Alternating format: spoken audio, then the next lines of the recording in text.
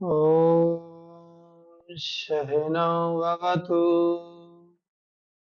सहनौ भुनक्तु सह वीर्यं करवावहै तेजस्विनावधीतमस्तु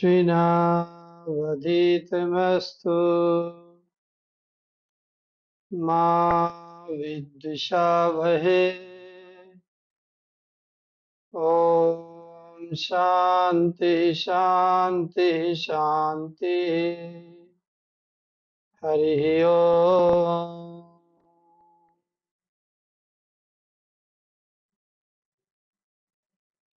हरि ओम।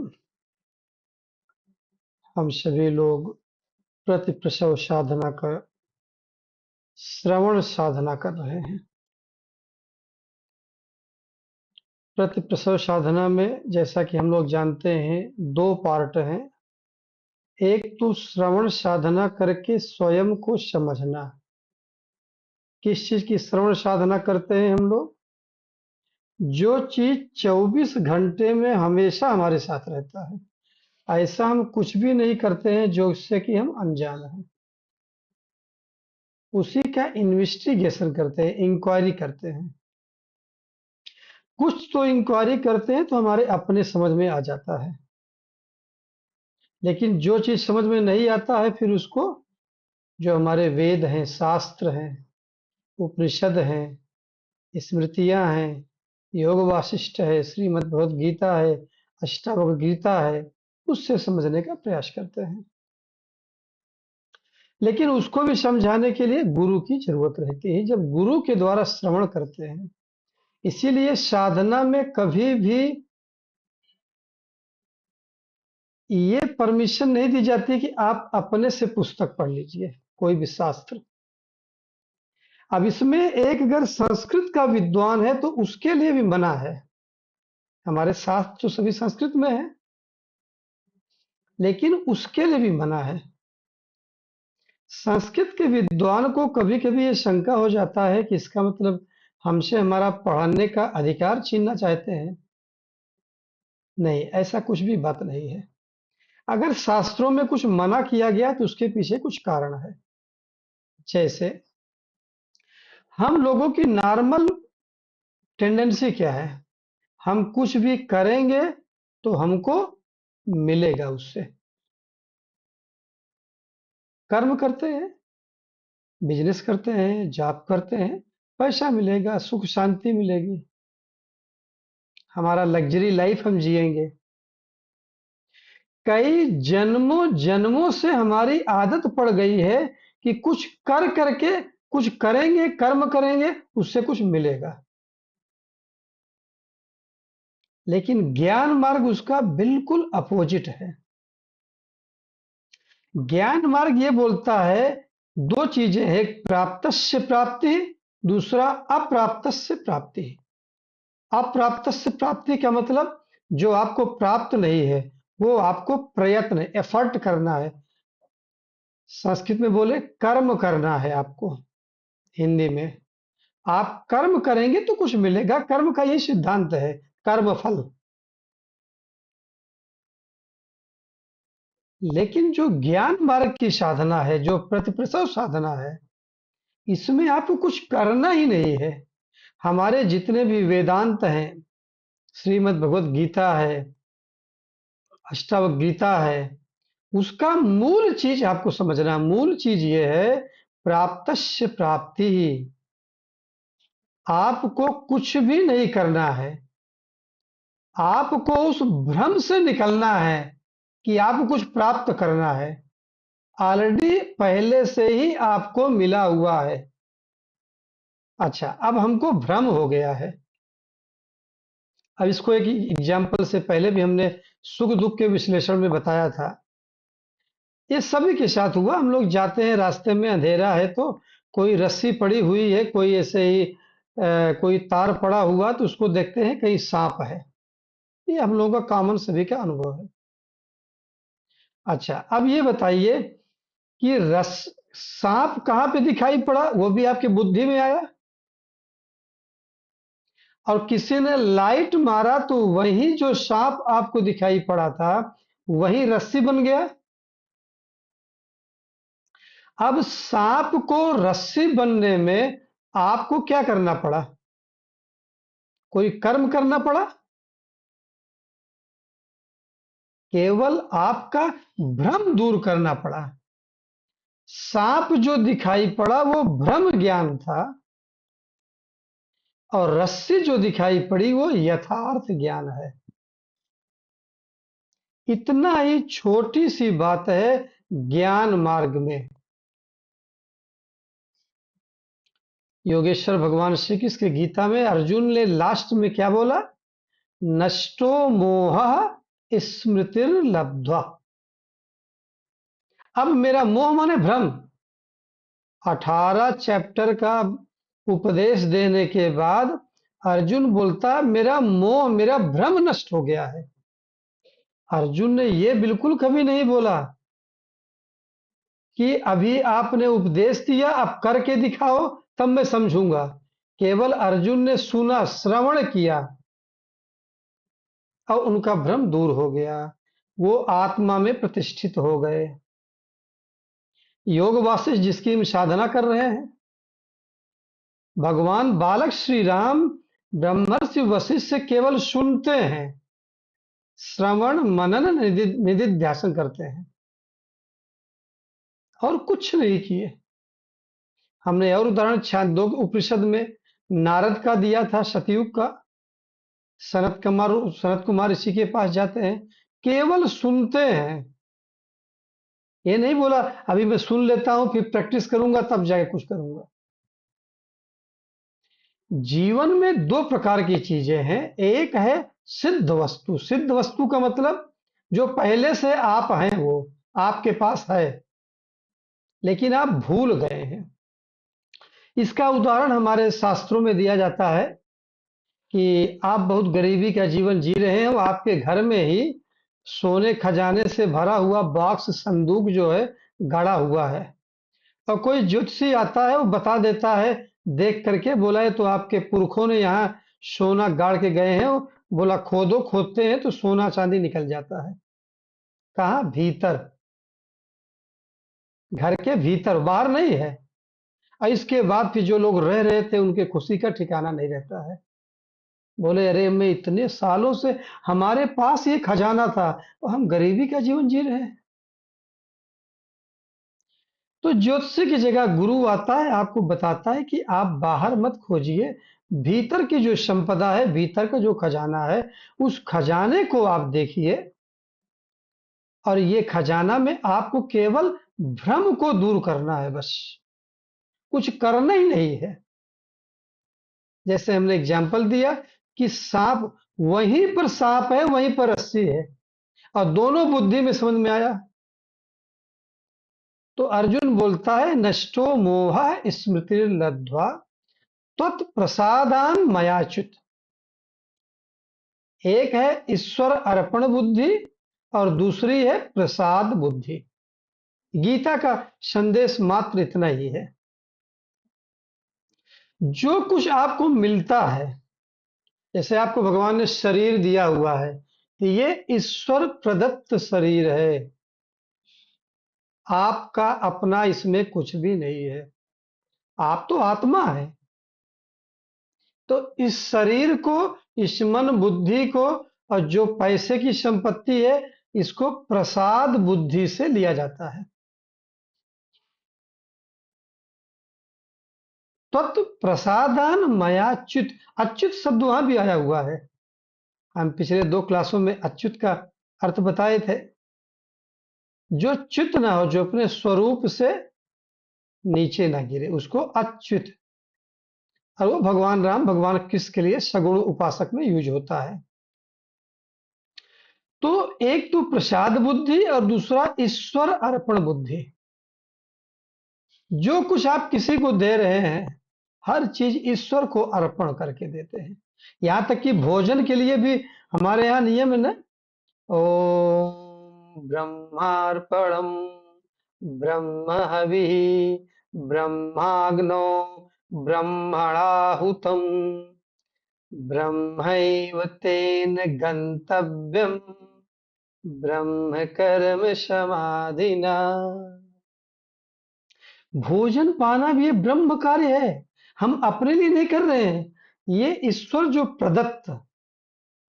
एक स्वामी जी थे, मैं उनका नाम तो भूल रहा हूँ, एक स्वामी जी थे, उन्होंने ये बोला था कि सारी समस्या का समाधान खत्म हो जाए जब आपको ये समझ में आ जाए कि सारी चीज ईश्वर प्रदत्त है, मेरा कुछ है ही नहीं। जब आपकी शरीर ही आपकी नहीं है तो आपका पैसा आपका कहाँ से हुआ?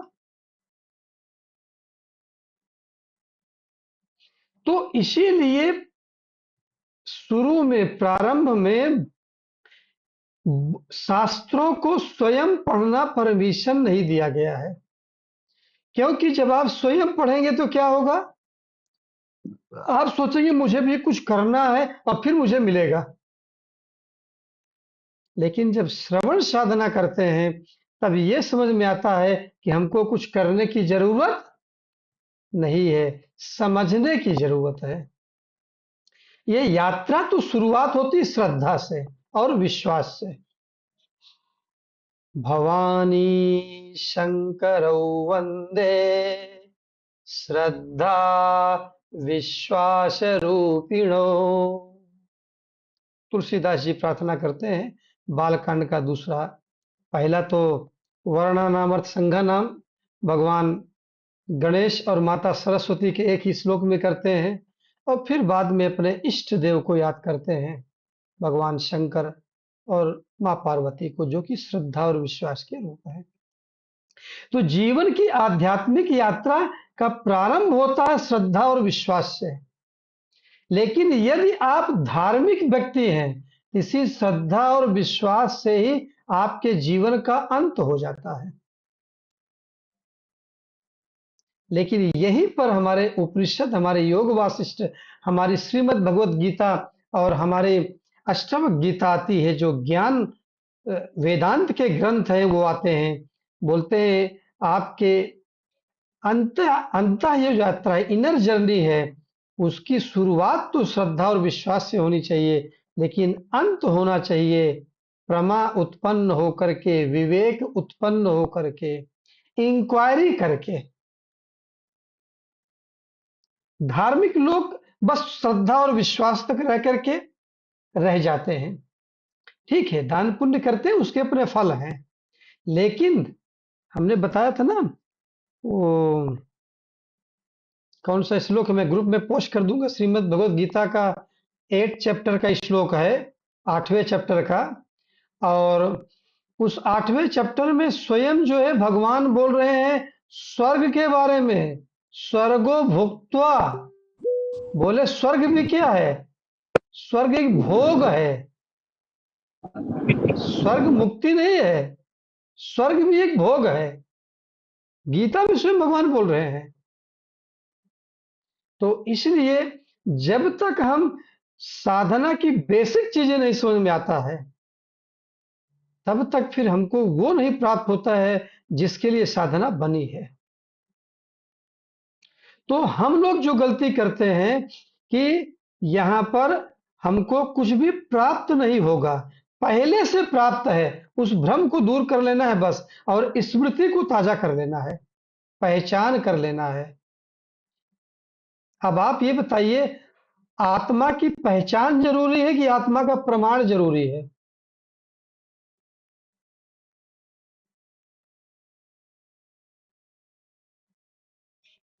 आत्मा आप हो।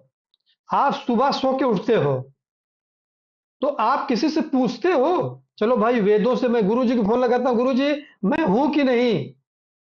कौन से उपनिषद में लिखा है? योग वासिष्ठ में लिखा है कि नहीं? अष्टवक्र गीता में लिखा है कि नहीं? श्रीमद् भगवत गीता में लिखा है कि नहीं? भगवान बोलते हैं आप हो, इसके लिए न तो भगवान की जरूरत है, न तो वेद की जरूरत है। तो आत्मा के लिए प्रमाण की जरूरत नहीं है, आत्मा की पहचान की जरूरत है। और हम लोग आत्मा की प्रमाण के लिए सारी जिंदगी बर्बाद कर देते हैं। मतलब मैं विद्वानों की बात कर रहा हूं। ये हमको ये समझना है कि क्या क्या हम लोग गलती कर जाते हैं, और वही चीज सब आजकल जो कथावाचक लोग हैं उसी तरह से कराते हैं। थोड़ा सा नाच गाना करा देते हैं, लोगों को उसी में खुशी आ जाती है जो है। तो हमारे यात्रा की शुरुआत किससे होती है? श्रद्धा और विश्वास से। धार्मिक व्यक्ति यहीं पर रुक जाता है, लेकिन यात्रा क्या? श्रद्धा और विश्वास के आगे इंक्वायरी है, विवेक है, परीक्षा है, आत्मज्ञान है, आत्म परीक्षा है, एनालिसिस करना है। तभी आप जीवन मुक्ति मिलेगी। और जीवन मुक्ति, याद रखना, स्वर्ग मरने के बाद मिलता है, लेकिन जीवन मुक्ति जीते जी मिलती है। हमारे साधना में कुछ भी हम आपको नहीं बोलेंगे कि मृत्यु के बाद, देह त्याग के बाद आपको कुछ मिलेगा। सब कुछ अभी और इसी वक्त मिलेगा। फिर अगला प्रश्न रहता है, अगर अभी और इसी वक्त मिलेगा तो देरी क्यों है? उसका कारण हम पहले भी बता दिए हैं। चित्त की शुद्धि हमारी नहीं हुई है। साधना क्यों करते हैं? चित्त की शुद्धि के लिए करते हैं। चित्त की शुद्धि का सबसे पहला शुरुआत क्या है? हम छोटे बच्चे रहते हैं तो माता पिता की उंगली पकड़ के मंदिर जाते हैं, कीर्तन भजन करते हैं। लेकिन दुर्भाग्यवश हमारे जीवन की शुरुआत तो सही होती है, लेकिन जीवन भर हम यही मंदिर और कीर्तन भजन में ही लगे रहते हैं। इंक्वायरी, सेल्फ इंक्वायरी हम नहीं करते हैं। अभी जैसे आप लोग पूछो मेरे बारे में, मैं भी जाता हूँ कभी कीर्तन भजन में, मैं भी मंदिर जाता हूँ। या मेरे लिए भी वो जरूरी नहीं है, लेकिन मुझे इसलिए जाना पड़ता है कि आने वाली पीढ़ियां भी भूल जाएंगी। केवल उस उद्देश्य से जाता हूँ। और ईश्वर अनुग्रह तो हमेशा ही चाहिए। हमने पहले भी बताया था, जो अभी जब जुलाई में स्टार्ट किया था फिर से, जो साधना के जो सिद्धांत हैं उसमें, कि बिना कृपा के भी कुछ नहीं होता है। इसलिए हम इंक्वायरी करते हैं, इसका मतलब ये नहीं कि हमको भक्ति नहीं करना है। ईश्वर की अनुग्रह तो चाहिए। बिना ईश्वर कृपा के केवल सोचो कि मेरे मेरे बल, अरे आप तो हो ही नहीं। तो ये बेसिक चीजें जब तक समझ में नहीं आता है, तब तक अगर हम साधना करते हैं तो साधना में सफलता नहीं मिलती है। इसलिए हमारे डेली श्रवण साधना में कुछ हम बेसिक चीजों को भी लेते हैं और कुछ आगे भी बढ़ते रहते हैं। तो हम लोगों ने देखा कि हम लोग क्या है? जीव हैं। अब जीव की अगर प्रॉपर डिफिनीशन बोली जाए तो जीव क्या है? जीव है शुद्ध चैतन्य, प्रतिबिंबित चैतन्य प्लस शरीर, मतलब अंतःकरण। अब ये आप बोलेंगे ये तो कुछ ज्यादा ही चीजें आपने प्रयोग कर दिया, इसकी बातें हमको समझ में नहीं आई, इसलिए मैंने केवल बता के छोड़ दिया। ये और चीजें बताऊंगा तो बाद में समझ में आएगा। हमारा जीव की 3 कोठरी है। कोठरी समझते हैं ना? कोठरी माने कमरा। कोठरी हिंदी का शब्द है, कमरा थोड़ा, कमरा भी हिंदी का ही शब्द है, रूम्स। तो हमारा जो जीव है, जीव की 3 कोठरियां हैं। ऐतरेय उपनिषद में आता है ये। मैं कहाँ कहाँ किस किस उपनिषद की चीजें आपको मिक्स करके एक साथ समझाने की कोशिश करता हूं। जीव की 3 कोठरी है, और तीनों कोठरी का नाम है जागृत अवस्था, स्वप्नावस्था और सुषुप्ति अवस्था।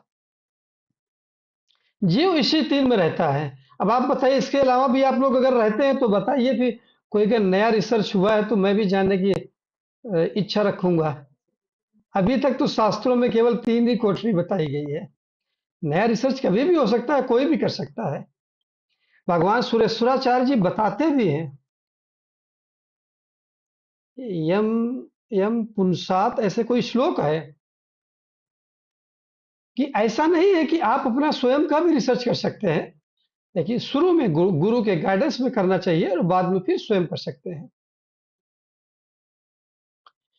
तो हम लोगों ने जागृत अवस्था के बारे में देखा।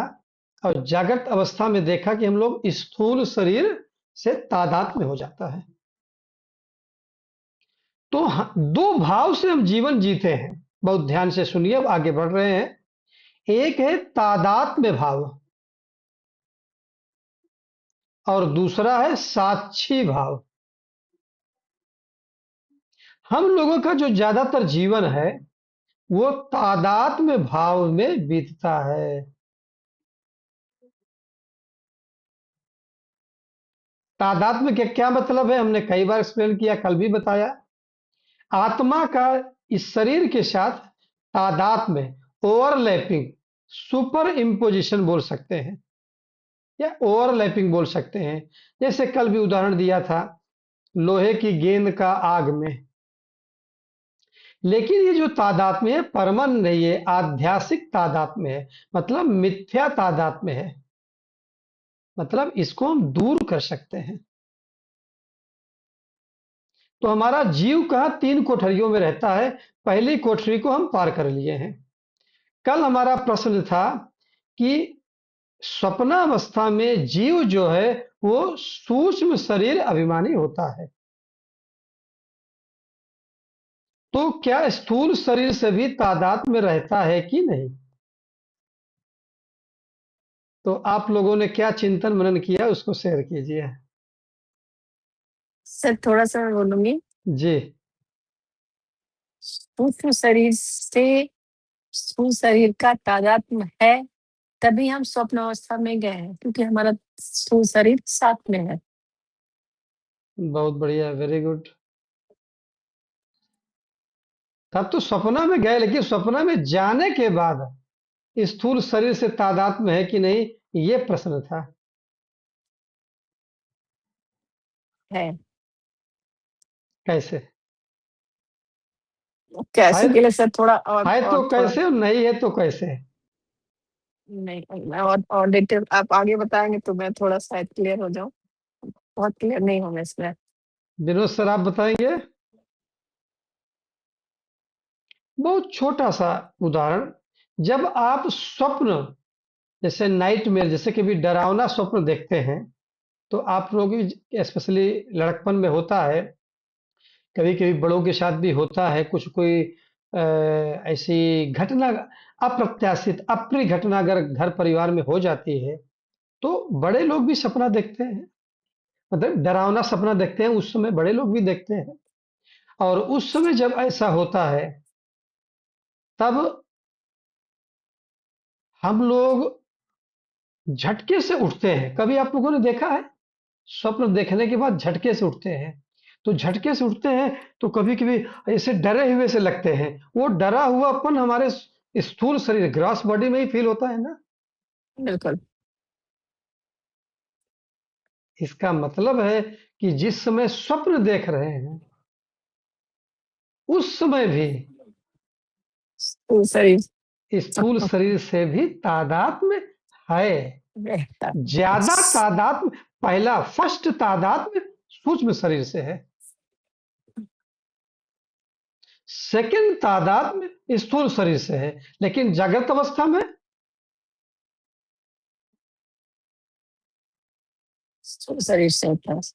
जागृत अवस्था में फर्स्ट तादात्म्य स्थूल शरीर से है, स्थूल शरीर से है। सेकंड तादात्म्य सूक्ष्म शरीर से है। सूक्ष्म शरीर से बस। ऐसा नहीं कि जागृत अवस्था में सूक्ष्म शरीर से तादात्म्य नहीं है, इंद्रियां तो सूक्ष्म शरीर की अंग है ना। बिल्कुल। अच्छा, सूक्ष्म शरीर के फिर से रिपीट कर देता हूँ, विनोद सर नहीं थे। ऐसे स्थूल शरीर है, ये हाथ पैर शरीर, इसको हम स्थूल शरीर बोलते हैं, जो दिखाई पड़ता है, जिसका हम वजन कर सकते हैं। और सूक्ष्म शरीर में 19 चीजें होती हैं। 5 ज्ञानेंद्रियां हैं, मालूम है हम लोगों को, 5 कर्मेंद्रिय मालूम है, और 5 प्राण है ये भी मालूम है। तो कितना हो गया? 15 हो गया। और 4 हमारे अंतःकरण, जो मन बुद्धि चित्त अहंकार ये है। ये 19 को मिला करके सूक्ष्म शरीर बोला जाता है। ठीक है सर, समझ में आ गया? अब देखिए, देखो, स्थूल शरीर जागृत अवस्था में पहला जो हमारा तादात्म्य है वो स्थूल शरीर से है, लेकिन दूसरा तादात्म्य स्थूल शरीर का तादात्म्य फिर होता है सूक्ष्म शरीर से। तभी इंद्रियां बाहर के संसार से संपर्क करती हैं। जैसे अभी जागृत अवस्था में है, मेरी जो वाक इंद्री है बोल रही है, और आपकी कर्ण इंद्री है वो सुन रही है। कर्णेंद्री और वाक इंद्री इंद्रियां तो सूक्ष्म शरीर का अंग है। उसी तरह से स्वप्नावस्था में पहला तादात्म्य सूक्ष्म शरीर से है और दूसरा तादात्म्य स्थूल शरीर से है। कल इसीलिए हमने प्रश्न ये किया था कि थोड़ा सा थिंकिंग जो है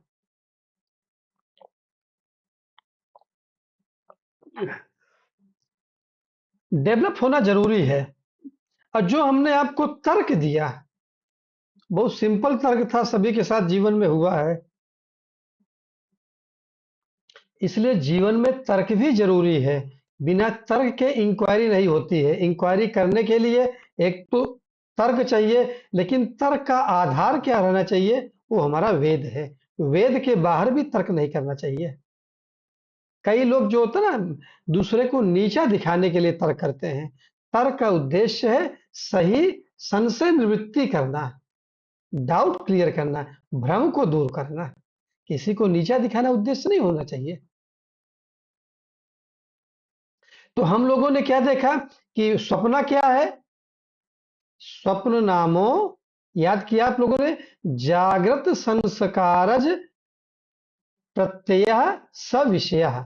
स्वप्न का विषय क्या है? जो जागृत में संस्कार हमारे ऊपर पड़ते हैं, वो चीजें ही, जो माइनर छोटी चीजें हैं, वो स्वप्न में आ जाती हैं। और जो बड़े संस्कार पड़ते हैं, वो हम जागृत अवस्था में ही उसका भोग कर लेते हैं।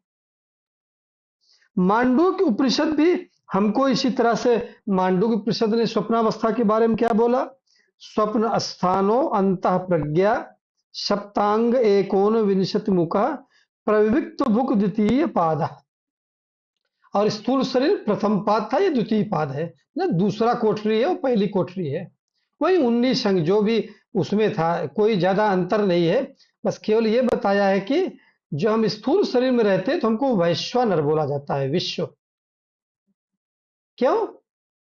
क्योंकि स्थूल भूख, हम संसार से विश्व कनेक्टेड रहते हैं।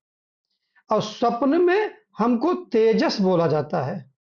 अब ये सब चीजें आपके लिए जरूरी नहीं है। जो लोग थोड़ा सा योग की आगे पढ़ाई करते हैं, पीएचडी वगैरह में सब चीजें आते हैं, यूजीसी नेट के एग्जाम ही आता है। स्वप्न में आपको क्या बोला जाता है, आपको किस शब्द से किस इंगित किया जाता है? विश्व, तेजस, प्रज्ञा, तुरीय। तो स्वप्न में तेजस से, सुषुप्ति में प्रज्ञा। तो ये चीजें थोड़ा सा शब्द केवल है और कुछ भी बड़ी बात नहीं है। अब हम लोगों ने देखा कि हमारे स्वप्न का विषय क्या है? जो जागृत में हम लोग अनुभव करते हैं, वही जो सूक्ष्म चीजें हैं। दूसरा उस स्वप्न का विषय क्या होता है? जैसे हमारे अंदर कोई विचार आया, जैसे कल हमने एग्जांपल लिया था ना, आपके यहाँ गेस्ट आए और गेस्ट के बारे में आपको कुछ विचार आया, लेकिन उस विचार कर्म में कन्वर्ट नहीं हुआ, मतलब आपने मुंह से उसको बोला नहीं। तो जो चीजें, विचार तो आ गए आपके पास, लेकिन वो फ्रक्टिफाई नहीं हुआ, कर्म फल में कन्वर्ट नहीं हुआ, उसका भोग नहीं हुआ, तो स्वप्न में ही भोग मिल जाता है। अब एक और गहरी चीज, जब जागृत अवस्था में रहते हैं आप, तो आपका मन और इंद्रिय दोनों काम करता है। ये तो आपको, आपका स्वयं का अनुभव है। जब इंद्रिय और मन दोनों काम करता है, तब आप जो है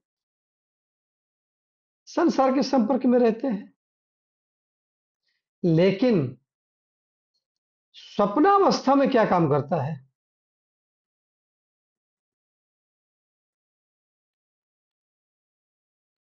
बहुत छोटी सी बात है, थोड़ा सा कॉमन सेंस लगाएंगे। इसीलिए सदगुरु शिवानंद मूर्ति जी विमलीपट्टनम के हमेशा बोलते थे, बोला the self realization liberation is nothing but it is a common sense.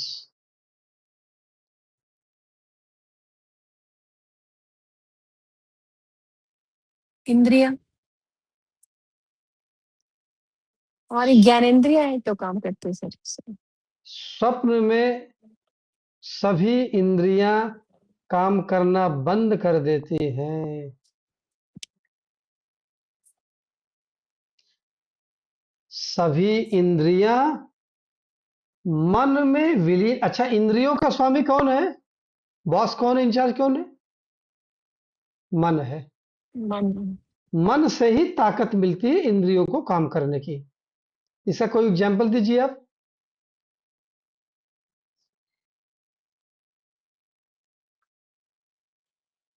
जैसे कुछ कुछ करना है तो मन में जब जब तक सोचेंगे तब तक हमारे हाथ उस चीज को करने के लिए एक्टिव नहीं होते हैं। आपकी इंद्रियां देख रही हैं लेकिन मन नहीं है। जैसे आप मान लीजिए टीवी देख रहे हैं कुछ दूर पे, आपके टीवी के बीच में कुछ चला गया, मान लो चूहा चला गया, बिल्ली चली गई। आपकी आंखों ने देखा वो बिल्ली गई, लेकिन आपका मन कहाँ है? टीवी पर है। मन ने साथ नहीं दिया। फिर भी आंख से देखते हुए भी आप उसको नहीं देख पाते हैं। कई बार होता है आप जा रहे हैं, आपका मन साथ में नहीं है, कोई भी बात कर रहा है आपको सुनाई नहीं पड़ता है। तो स्वप्न में भी ये प्रश्नोपनिषद में पिपलाद ऋषि हैं। अब हम उसी की तरफ चलते हैं, चूंकि आज का थोड़ा सा बचा क्लास, और जो नेक्स्ट क्लास होगा, अब हम मांडूक्य उपनिषद से निकल करके प्रश्नोपनिषद में चलते हैं। प्रश्नोपनिषद में ऋषि कौन है? पिपलाद ऋषि हैं। उनके 6 शिष्य उनके पास जाते हैं 6 प्रश्नों के साथ में, और जो शिष्य जाते हैं वो भी ऋषि हैं। देखो, उपनिषद के जितने प्रश्न करने वाले हैं, जो संवाद है, वो एक ऋषि का दूसरे ऋषि के बीच में है। तो वहां पर बहुत 6 प्रश्न पूछे गए, उसमें चौथा प्रश्न सौर्यायण गार्गे ऋषि का है। वो पूछ बोलते हैं कि स्वप्न में इंद्रियां क्या करती है? स्वप्न देखता कौन है? पहला उनका यह प्रश्न है। स्वप्न कौन से देवता देखते हैं? तो अभी आप बताइए, स्वप्न देखता कौन है? आप तो सोए रहते हैं।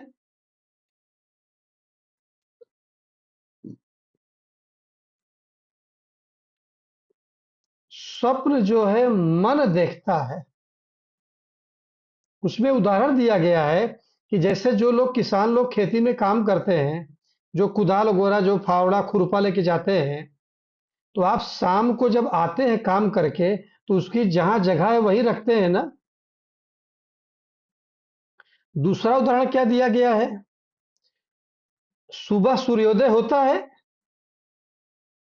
सूर्योदय होता है, सूर्य की किरणें बाहर निकलती हैं, लेकिन शाम को क्या होता है? सूर्यास्त के समय वही किरणें जो निकली थी, वो उसी सूर्य में फिर से वापस किरणें उसी में तिरोभाव हो जाता है। सुबह जब सूर्य की किरणें निकलती है तो आविर्भाव होता है, और शाम को तिरोभाव, मतलब उसी में समा जाती है। ये समझ में आ रहा है कि नहीं? बहुत बहुत सिंपल एग्जांपल। इसके बाद कभी अगर आप लोगों ने धधकती आग देखा है, एक और बिल्कुल कॉमन एग्जांपल दे रहा हूं मैं। आग से जो चिंगारी निकलती है, जैसे मान लो होली में हम लोग आग जलाते हैं ना, लकड़ी गोरा डाल करके खूब चिंगारियां दूर तक जाती हैं। वो चिंगारी उसी आग में ही गिर करके शांत हो जाती है। सूर्योदय के समय जो किरणें आविर्भाव होता है जिन किरणों का, शाम के समय उन्हीं किरणों का तिरोभाव, मतलब उसी में समा जाती है। उसी तरह से जब आप सुबह उठते हैं तो मन से ही इंद्रियां निकलती हैं, पैदा होती हैं सूर्य की किरणों की तरह। और शाम को जब आप स्वप्नावस्था में और सुषुप्ति में रहते हैं तो इंद्रियां उसी मन में विलीन हो जाती हैं, क्योंकि इंद्रियों को ताकत देने का काम मन करता है। सूर्य की किरणों को ताकत देने का काम सूर्य करता है। बिल्कुल सिंपल एग्जाम्पल मैंने दृष्टांत दिया, एग्जाम्पल। यहां तक क्लियर है? इसी तरह से जब हम स्वप्न देखते हैं तो स्वप्न का देखने वाला मन है। स्वप्न कौन देखता है? मन देखता है। स्वप्न में इंद्रियां जो है वो सो जाती हैं।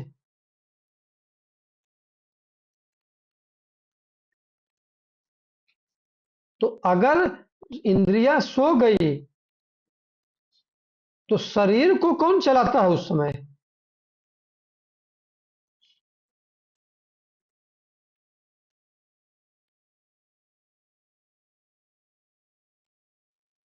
मन चलाता है। बिल्कुल सही, शरीर को मन चलाता है, लेकिन शरीर को जीवित करने का काम प्राण करता है। प्राण करता है। तो स्वप्न में दो लोग काम करते हैं, दो देवता। एक है प्राण देवता और दूसरे हैं मन देवता। अच्छा, फिर और आगे चलिए, सुसुप्ति में, डीप स्लीप में क्या होता है? डीप स्लीप में मन देवता रहते हैं। नहीं, प्राण देवता रहते हैं फिर। बिल्कुल सही। अब फिर से देखिए, अब देखो, पहली बार सुन रहे हैं तो आप लोगों को नहीं, अभी मैं फिर से पूरा रिपीट करता हूं।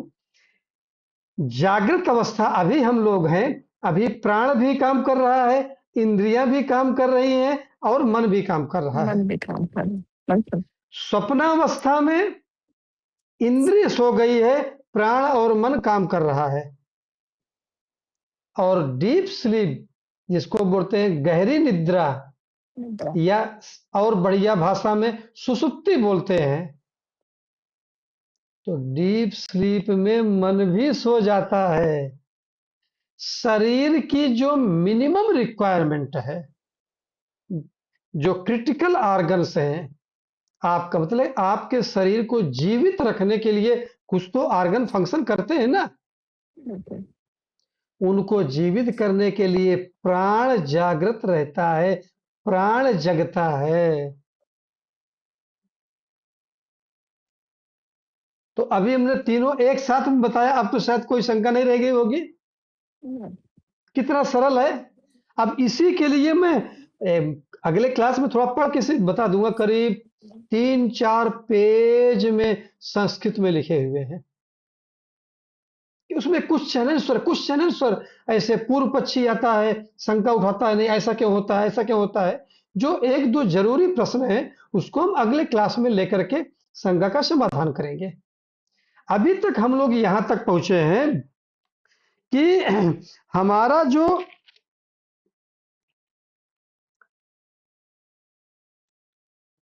हाँ, जो हमारा ये स्वप्नावस्था है, जागृत अवस्था है, उसमें कौन जागता है कौन सोता है, ये सौर्यायन गार्गे ऋषि का प्रश्न था पिप्लाद ऋषि से।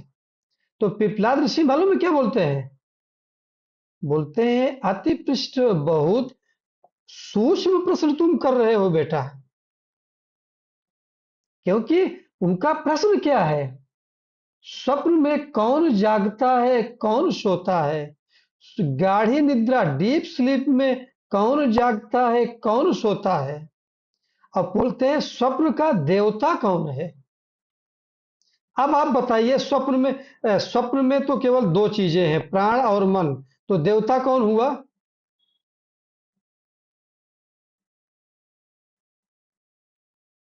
वो आपका अनम्यूट कीजिए। प्राण देवता, मन देवता, दोनों स्वप्न अवस्था में। नहीं, वो तो ठीक है। स्वप्न कौन देखता है, प्राण की मन? मन देखता है। यस। तो स्वप्न के देवता, स्वप्न के अधिष्ठान, स्वप्न के कुल देवता कौन हुए?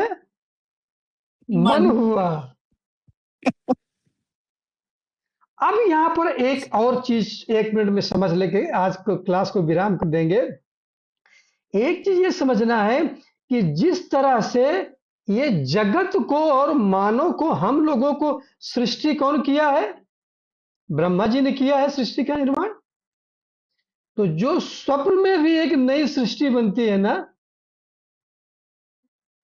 स्वप्न में बनता है ना सृष्टि, स्वप्न में जो सृष्टि बनती है, उस स्वप्न की सृष्टि का निर्माण करने वाला मन होता है। इसलिए यहां पर मन को देवता बोला गया है। क्योंकि आप स्वप्न में आप चलते हैं, जागते हैं, स्वप्न की इंद्रियां काम करती हैं। ये शरीर वाली इंद्री नहीं है। मन उस समय अलग इंद्री बना लेता है। इसलिए मन को देवता बोला गया है। और मन एक सृष्टि का निर्माण करता है। और वो कौन सा मन? यही जो जागृत अवस्था वाला मन है। ऐसा नहीं कि स्वप्न में कोई नया मन आ जाता है। तो स्वप्न अवस्था को हमारे ऋषियों ने क्यों इतना जो है एनालिसिस किया? क्योंकि यही मन जो स्वप्नावस्था में इतनी बड़ी सृष्टि का निर्माण कर लेता है, अगर उसी को आप अगर जागृत अवस्था में भी आप समझ जाएं, तो ये मन आपको जीवन मुक्त करा देगा। वैसे भी श्लोक आता है ना, मन एवं मनुष्याणाम बंधन मोक्ष कारण। मन ही बंधन का भी कारण है और मन ही मुक्ति का भी कारण है। तो अभी मन की महिमा का वर्णन किया जाता है। अच्छा, महिमा किसका वर्णन किसका किया जाता है? जैसे या तो भाई कोई राज है तो राजा की महिमा वर्णन होती है। राजा की महिमा के वर्णन कभी नहीं होता है। या तो हम लोग ईश्वर की महिमा का वर्णन करते हैं। इतना सुने हैं ना। यहां पर चूंकि मन देवता का काम कर रहा है, नई सृष्टि बना रहा है, इसलिए मन की महिमा का वर्णन प्रश्नोपनिषद में बहुत विस्तृत रूप से किया गया है। और आदि गुरु शंकराचार्य भगवान ने, हम लोग तो समझ नहीं सकते हैं ऐसा उपनिषद में लिखा है। आदि गुरु शंकराचार्य जी भगवान की कृपा से उन्होंने सिंप्लीफाई करके बताया कि जो उपनिषद में लिखा है उसका मतलब क्या है। अब आप समझ रहे हैं कि मन राजा है, देवता है स्वप्न में, और क्यों एनालिसिस करना जरूरी है, मन की महिमा को जानना क्यों जरूरी है? क्योंकि जो उस समय मन की महिमा है, दैट इज योर पावर, वो आपकी शक्ति है। आप जागृत अवस्था में भी नई सृष्टि का निर्माण कर सकते हैं। आप सोचिए, हमारे ऋषि मुनियों ने इतनी सिंपल सिंपल चीजों का एनालिसिस करके हम लोगों को कितना गहरा ज्ञान दे देते हैं। क्या कभी हम ऋषि मुनियों से का ऋण चुका पाएंगे? इसीलिए एक ऋण में ऋषि ऋण भी बोला जाता है। जैसे पितृ ऋण होता है, ऋषि ऋण, इसी तरह से एक ऋषि ऋण भी होता है। ऋषियों ने जो ज्ञान दिया, जो ये गीता, योग वासिष्ठ, उपनिषद, वेद, स्मृतियां, ये हम ऋषियों के प्रति हमेशा कृतज्ञ रहना चाहिए। और फिर उस परंपरा को, जो गुरु शिष्य परंपरा चली आ रही है, जिसके माध्यम से हम लोग श्रवण साधना करते हैं। तो अगला क्लास में हम लोग देखेंगे कि जीवात्मा जो है वो कहाँ कहाँ रहता है। जैसे जागृत अवस्था में जीवात्मा ऊपर रहता है, आंख और इधर रहता है, क्योंकि आंख से देखते हैं तो दाहिनी आंख आया है उपनिषदों में। स्वप्नावस्था में आत्मा हमारी कहाँ रहती है? वही आत्मा ही मन बन जाती है और कंठ में निवास करती है। और सुषुप्ति डीप स्लीप में वही आत्मा हृदय स्थान पर निवास करती है। इस तरह से और मन की महिमा का वर्णन अगले सत्संग में हम लोग करेंगे। आज के लिए बस इतना ही। ओम पूर्णमिदः पूर्णमिदं पूर्णात् पूर्णमुदच्यते पूर्णस्य पूर्णमादाय पूर्णमेवावशिष्यते। ॐ शान्ति शान्ति शान्तिः। हरिः ओम्। श्रीगुरुभ्यो नमः। वीडियोस बनाने हैं, फिल्मोरा है ना।